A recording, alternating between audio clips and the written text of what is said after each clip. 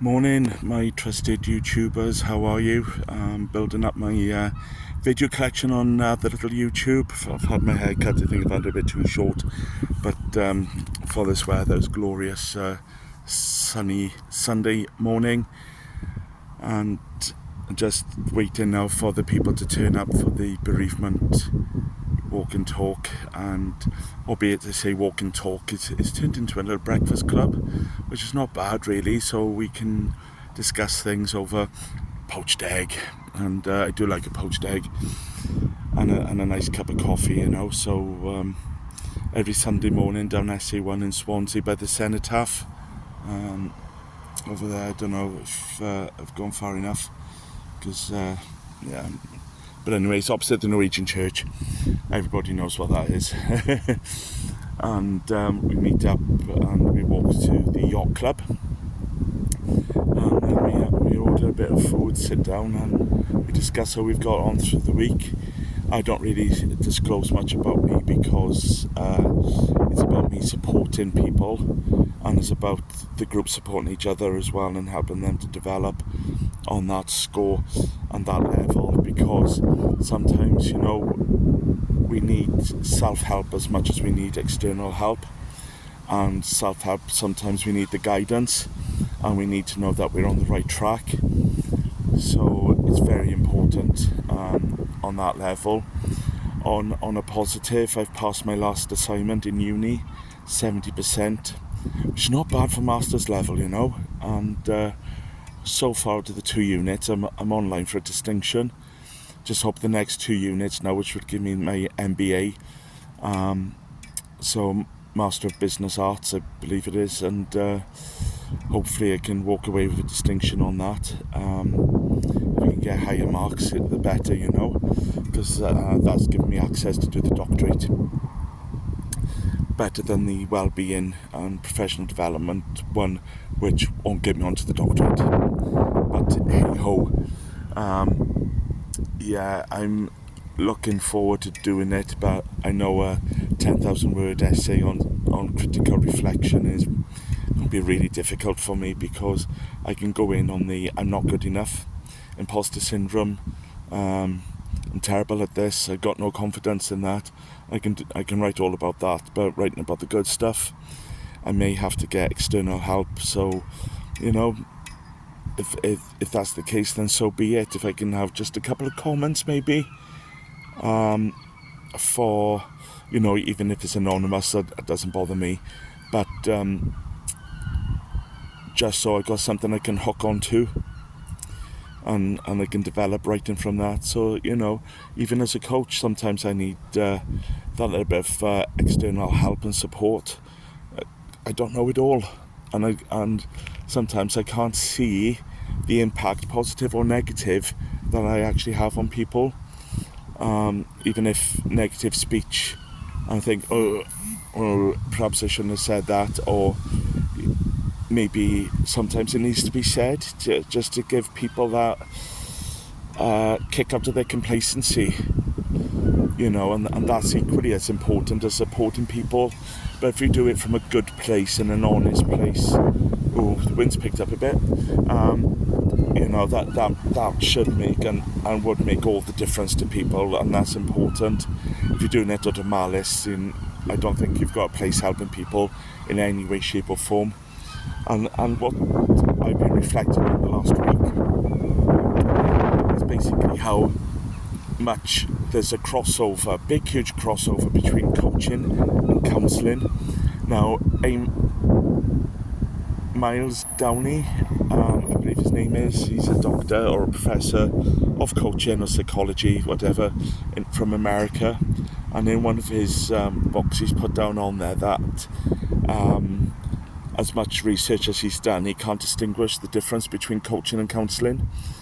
And having had counselling myself and psychotherapy myself, I have to agree with his conclusion, because seeing how I've been coached whilst being in therapy myself, and when I've had coaching, how much I've had counselling, and there are big crossovers, and I know coaching borrows a lot of disciplines from the counselling industry and psychology. So it's very important that we have that recognition of psychological support. And psychological support sometimes in times of need is very, very important. Even if you don't say anything and you just listen. Sometimes that's what people want to do. And one thing I wanted to set out with this little group of mine for that bereavement care is none of that eye rolling. Oh God, they're on about so and so again. Oh, why don't we shut up and move on? It's none of that, because I know it's not that easy. You know, and when people want to talk about their loved one, they want to talk about their loved one, and so be it. You know, it's important.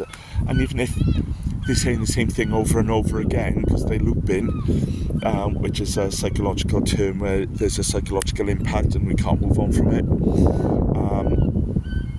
then yeah, you know, talk about it until the loop starts to slow down, starts to break down, and then, you know, there's a little bit of a move on from where we were to where we are now, to where we're going to be.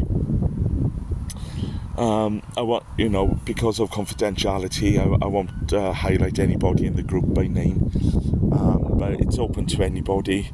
I don't care where you come from. If you want to join the group, join the group. And I know a couple of people turned up and then stopped coming because it's too early for them on a Sunday.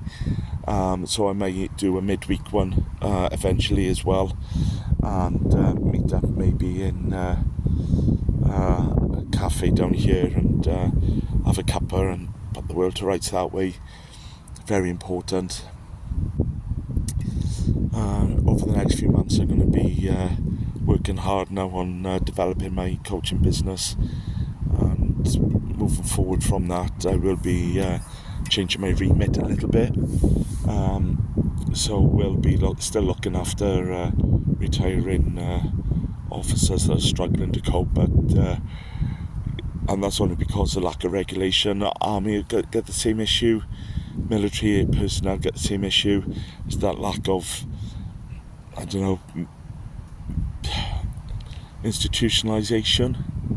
It's a very big word for me, but it's there, and it can cause all manner of issues, from self-harm, worse, and you know, I've had very bad moments in life having to deal with my disability, and I've said to people I wouldn't wish small fibre neuropathy on my worst enemy, and I wouldn't.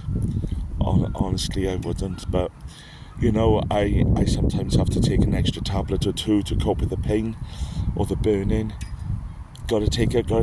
You know, and I'm not one for pushing pharmaceuticals down anybody's throat, and my doctors were more than aware that I don't like taking tablets, and it's on my record. You know, try anything but pharmaceuticals, but unfortunately it's a needs must. And morphine, pregabalin, I was on gabapentin, duloxetine, metrazepine, a couple of other things beginning with L I can't even pronounce. I'm on something else I can't pronounce for the trigeminal nerve pain, which has been really kicking off the last couple of days, and since I've had a couple of coughing fits that have exasperated it. So but you know, got to keep on pushing forward, haven't we? Regardless of what's happening in life, we've got to push forward, and if anything's going to strengthen us, and it should strengthen us. Moments of weakness are just that, they're moments pass. We develop, our whole psyche, our psychology develops, and if we can come out of the dark days feeling a bit more stronger, able, functional, so be it, and good on you. Need a pat on the back for every bad day that you survive and push forward from. Go for it, you know, do it and become a better person. You know, become that survivor. We survived the last 5 minutes, we'll survive the next. Then we survived the last hour, we'll survive the next. We survived yesterday, we'll survive through the day. And before we know it, we've survived last week, last month, last year. And we're here today. And on that reflection, let's look at how strong we are. Yeah. Because we are strong people, ultimately. And sometimes, in the midst of our despair, funny how we drop tools to help other people, and then when they go to help us, we're always, no, I'm okay, I'm fine, I'm, and inside we're not.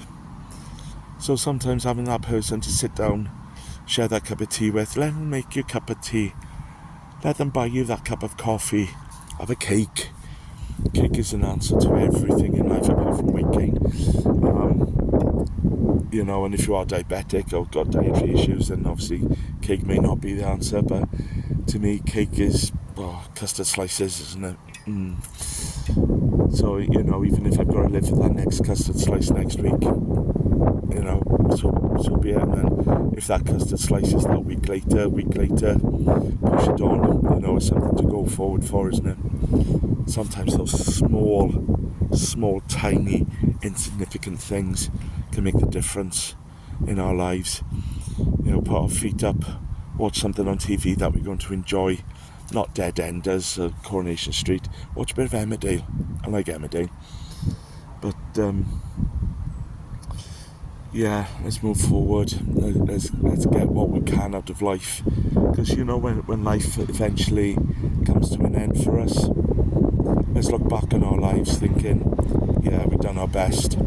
Wasn't perfect, wasn't the worst, but we've done our very best.